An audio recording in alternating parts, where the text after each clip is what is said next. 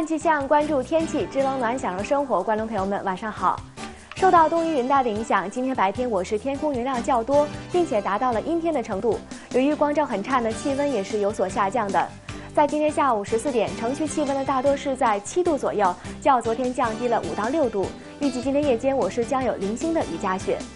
那新的一周就要来到了，预计下周呢冷空气活动会比较频繁，但是强度不大。其中24、26和28号呢都会有3、4级的偏北风，气温将会稳步的下降。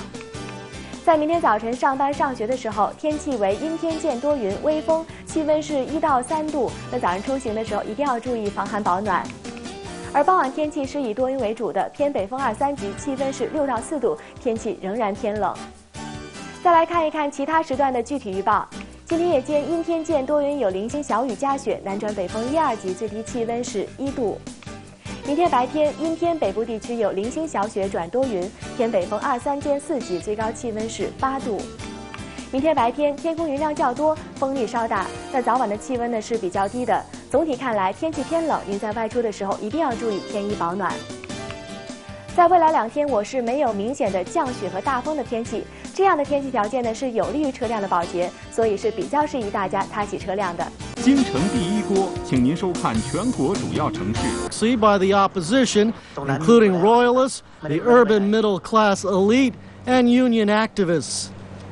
Asia-Pacific leaders wrap up a summit in Lima today, during which they vowed a united front against the world financial crisis. The 21 leaders rallied around the economic crisis plan forged last week at the G20 meeting in Washington and promised to refrain from raising trade barriers over the next 12 months. They'll also push for a global free trade deal and to reform international lenders. James Agilia reports. Free trade and no protectionism. That's what the 21 leaders from Asia, Australasia, and the Americas said would help the world get out of the global economic crisis.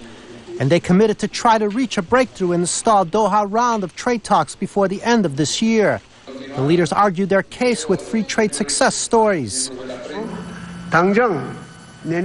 South Korean President Lee Myung-bak said open markets were central to boosting his nation's per capita annual income from $100 in the 1960s to $20,000 today.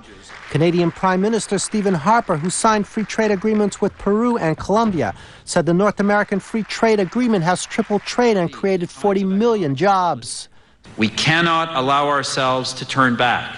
Now is the time for opening doors, not for erecting walls. U.S. President George W. Bush chastised Congress for not following the same path. We've concluded agreements with Colombia, Panama, and South Korea.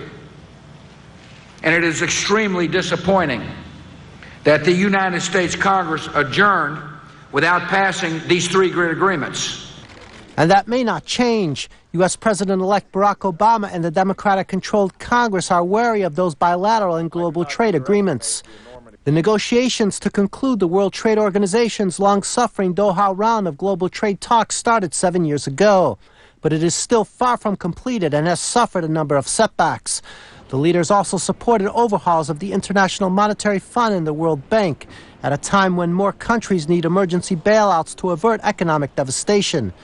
Japan said last week it was ready to lend up to $100 billion to the IMF. But China has so far resisted calls to dig into its nearly $2 trillion in reserves. James Lagilia, TVB News. And meanwhile, President Hu Jintao continued to press for a more coordinated global effort to overcome deepening economic challenges at the APEC summit.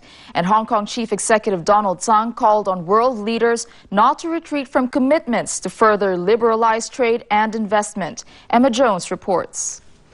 President Hu Jintao was greeted by this year's APEC host, Peruvian President Alan Garcia, at the Defense Ministry compound in Lima.